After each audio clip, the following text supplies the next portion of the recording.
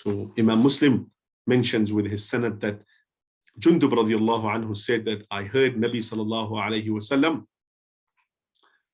before he passed away for about 5 days or so, subhanallah, right at the end of his life, Mubarak, he said what? He said, Inni abra'u ila Allahi an yakuna li minkum khalil. I give up and I say, there's no friend and khalil amongst you for me. فَإِنَّ اللَّهَ قَدِ اتَّخَذَنِي خَلِيلًا كَمَا اتَّخَذَ إِبْرَاهِيمَ خَلِيلًا. Because Allah has taken me his best friend as he had taken Ibrahim alayhi salam, his best friend and khalil. And he said, وَلَوْ كُنْتُ مُتَّخِذًا خَلِيلًا لَاتَّخَذْتُ أَبَا بَكْرٍ خَلِيلًا. He, of course, did not forget Abu Bakr, his best friend. That if I was to take anybody, my khalil, one of the best friends, then it would have been Abu Bakr.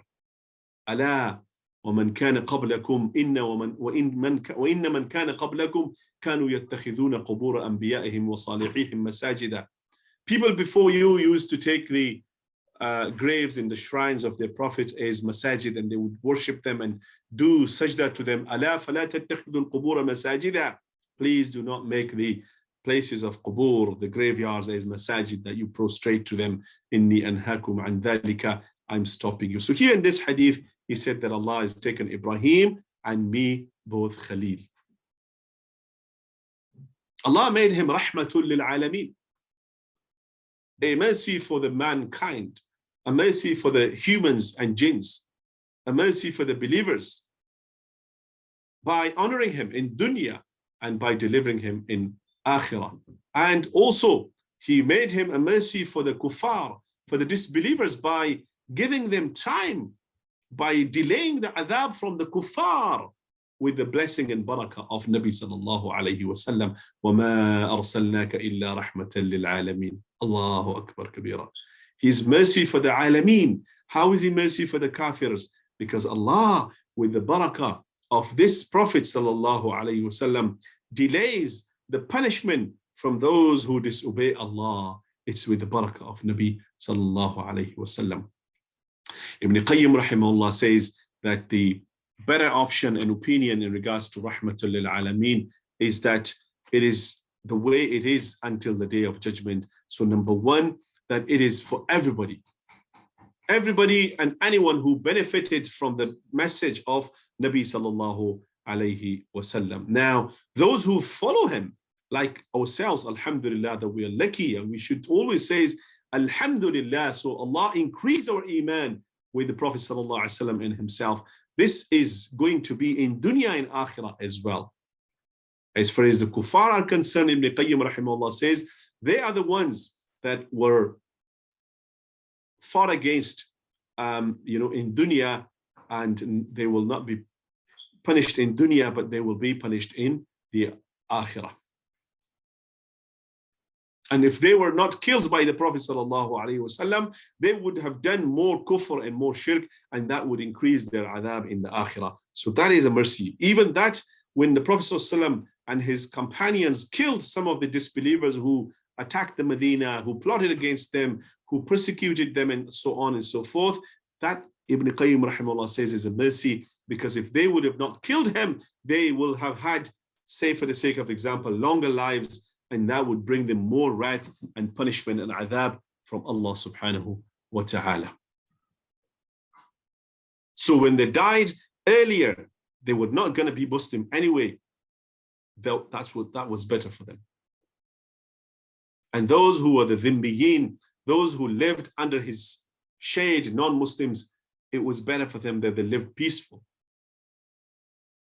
And those who were the hypocrites, well, despite the fact that the Prophet ﷺ knew they were not Muslim, he protected their amwal, he protected their honors and dignities and their blood.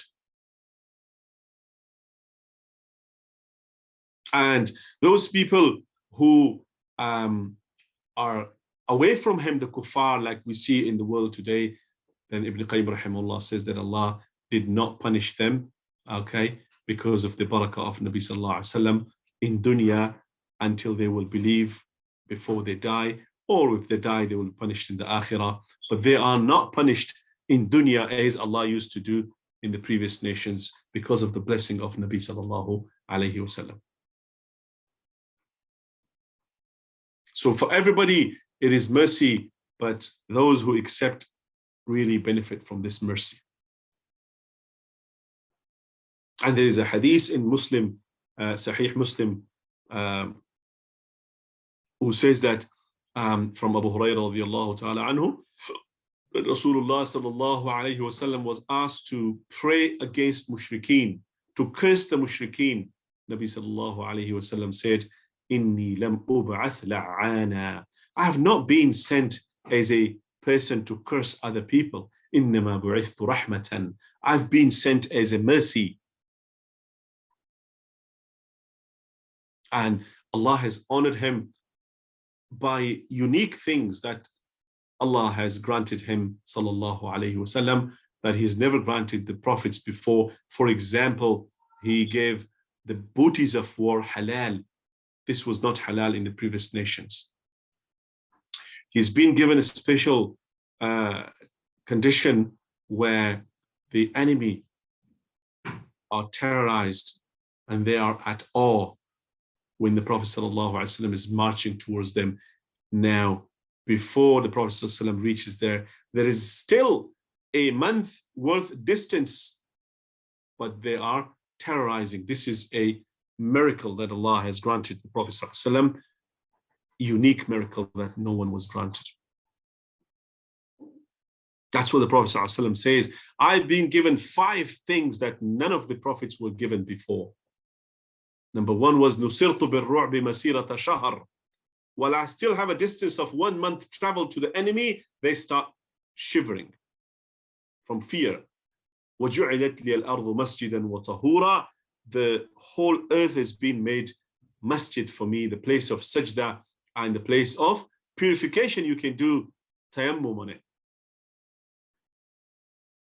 And so wherever any of you find salah, they should pray, whether it's a service station, whether it's the market, whether it's jungle, wherever you are. You don't need to go to the masjid if you don't have the facility or the opportunity. You can pray anywhere where you're traveling. And وَأُحِلَّتْ لِيَ الْغَنَامُ وَغَنَائِمُ. The booties of war have been made halal. None of the prophets before had it. And وَأُعْطِيتُ الشَّفَاعَةِ. I've been given shafa'ah, the interception, the shafa'ah. And finally, a prophet used to be sent to his special people only, and I have been sent to the whole mankind. عامة. The Prophet sallallahu alayhi wasallam did curse people at occasions, but that was not his habit. When they killed 70 qurra, the Prophet sallallahu alayhi wasallam prayed qunut nazila in Fajr by praying against them. But generally speaking, the Prophet ﷺ's habit was not to curse people. He would pray for them. He would pray Allah so that they can accept Islam. So therefore, my brothers and sisters, these are the prominent points that encourage us, of course, to love the Prophet ﷺ. Another thing is, of course, the perfection of his mercy for his ummah. His keenness and subhanAllah, his sheer keenness that the ummah should be guided and they should be spared from the eternal, infinite destruction in the akhirah. So much so that he was about to kill himself, in the sense that he would be choking. Allah subhanahu wa ta'ala stopped him saying, لَعَلَّكَ بَاخِعٌ نَفْسَكَ عَلَىٰ نَفْسَكَ أَلَّا يَكُونُوا مُؤْمِنِينَ. In a couple of places, Allah subhanahu wa ta'ala says that, are you going to kill yourself by worrying so much, by making fikr so much, thinking all the time that you are going to be doing that against yourself? Don't do it. عَزِيزٌ عَلَيْهِ مَا عَنِتُّمْ حَرِيصٌ عَلَيْهِ بِالْمُؤْمِنِينَ رَءُوفٌ رَحِيمٌ. Allahu Akbar. Allah says, واعتصموا بحبل جميعا ولا تفرقوا واذكروا نعمة الله عليكم إذ كنتم أعداء فألف بين قلوبكم.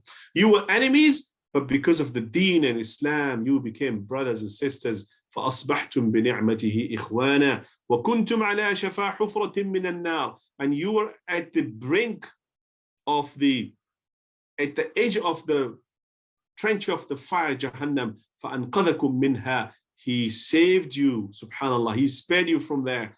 كَذَلِكَ يُبَيِّنُ اللَّهُ لَكُمْ آيَاتِهِ لَعَلَّكُمْ تَهْتَدُونَ. That's how Allah explains His ayat to you so you be guided. Imagine how Nabi sallallahu alayhi wasallam was thinking about his ummah.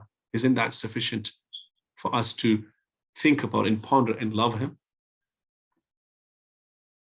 Again, Allah subhanahu wa ta'ala says in Surah Al-Anfal, وَمَا كَانَ اللَّهُ لِيُعَذِّبَهُمْ وَأَنْتَ فِيهِمْ. Allah is not going to punish these guys while you are alive. With your barakah, they will not be punished. وَمَا كَانَ اللَّهُ مُعَذِّبَهُمْ وَهُمْ يَسْتَغْفِرُونَ. Allah is not going to punish them so long as they do istighfar. Astaghfirullah, astaghfirullah, astaghfirullah. If people keep doing istighfar, Allah will not punish them. So the presence of the Prophet is equated in this ayah to the istighfar. Allahu Akbar. That's the mercy of the Prophet. وَمَا أَرْسَلْنَاكَ إِلَّا رَحْمَةً لِلْعَالَمِينَ. Of course, we have not sent you except a mercy for the worlds, for the mankind and jinn and inns and everything. So there's so many ahadith that we find, for example, in Bukhari and Muslim, both of them with their sanads. There's a hadith that when Nabi sallallahu alayhi wasallam gave to certain people and he did not give to others in the day of the Battle of Hunain, subhanallah, then as if they found something in their chests that they didn't get what other people get from the booties of war, from the wealth, from the money of after the battlefield. So Nabi sallallahu alaihi wasallam talked to them and he said to them, Ya ma'shar al-ansar, oh the people of Ansar, the helpers, alam ajidkum dalalan fahadakum Allahu bi. Did I not find you astray and deviated, and Allah has guided you through me? وَكُنْتُمْ مُتَفَرِّقِينَ فَأَلَّفَكُمُ اللَّهُ بِي. You were scattered and everywhere, but Allah has gathered you because of me. You became وَعَالَةً فَأَغْنَاكُمُ اللَّهُ بِي. You were poor, Allah has made you rich because of me. And each time the Prophet ﷺ said something, they said, Allahu wa rasuluhu aman. Allahu wa rasuluhu aman. Allah and His Messenger is safe. They are to be trusted. We believe that.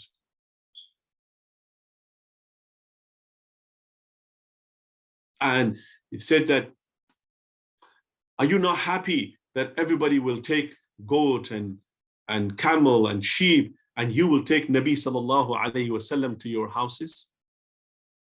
Allahu Akbar. He said, if there was no hijrah, if there was no migration from Mecca to Medina, I would be a person from Ansar. And if everybody would walk a valley, a path, and Ansar would walk another path, I will walk the path of Ansar. People are the outer garment, and Ansar is my inner garment. They're so close to me. And he said that you will find some tough time after me, he said. You will find some tough time after me. People will prioritize other over you.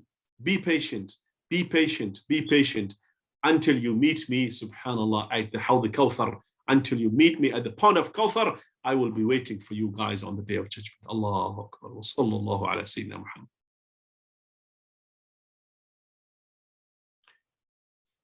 Ya Allah. Every prophet on the day of judgment is going to say, Nafsi, Nafsi, Nafsi. But Nabi sallallahu alayhi wasallam will say, Allahumma ummati, ummati. He cried even in dunya when he recited certain verses that when Isa alayhi salatu wasalam will say, oh Allah, if you punish them, they are your servants. If you forgive them, you are almighty, you are all wise. The Prophet ﷺ, after reciting Surah Ma'idah, verse number 118, raised his hand, Mubarak, and he said, Allahumma ummati, Allahumma ummati, and he cried. And so Allah said to Jibreel, go to Muhammad, sallallahu alaihi wasallam. Allah knows But he said, go to Muhammad Jibreel, ask him. Jibreel comes and asks Nabi sallallahu alayhi wasallam. He says to him, well, this is the thing. I'm worried about my ummah. And so when he goes back, Allah says to Jibreel, go and tell him, Inna sanurdika fi ummatika wa la nasu'uka. We will please you about your ummah. We will not make you sad. Allah, Allah, Allah, Allah. Another hadith in Bukhari and Muslim from Abu Hurairah radiyallahu ta'ala anhu, that Rasulullah sallallahu alayhi wa sallam says, every prophet has a dua. Every prophet has a dua that is accepted. So every prophet asked dua in dunya that was accepted. And I haven't asked dua in this dunya because I wanted to keep it for the hereafter. So I will make shafa'ah and interception for my ummah on the day of judgment. فَهِيَ نَائِلَةٌ إِنْ شَاءَ اللَّهِ مَنْ مَاتَ مِنْ أُمَّتِ لَا يُشْرِكُ بِاللَّهِ شَيْئًا.